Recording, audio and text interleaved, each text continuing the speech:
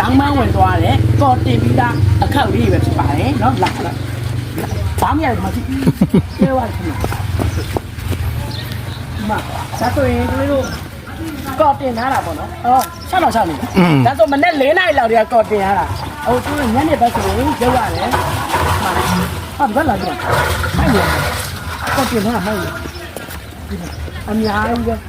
စောင်းနေဆိုတာကအများကြီးပဲဒီလိုမျိုးမနက်ခင်း4နာရီတည်းမတိုးအဲ့လိုတော့ရတာပေါ့နော်ဒါကော်တင်ထားတဲ့ဟာလေနော်ဒီလိုမျိုးကော်တင်အချောက်ခံပြီးတော့မှတို့ကပြန်ခောက်ရတယ်ရောင်ပန်းဝင်အောင်လို့ပေါ့နော်ရေလျှော့လိုက်တဲ့ချိန်ကျရင်ဒါမျိုးအညာဆောင်ကြီးကလုံးဝအေးသွားမယ်ဒါဆိုနှစ်ခေါက်တွေ့လားဒါမျိုးတစ်ပိုင်းကိုတို့လေးတို့ပေးထားတာ10အောက်ကနေအနည်းဆုံးစယူပေးရမယ်ဒီမှာငွေ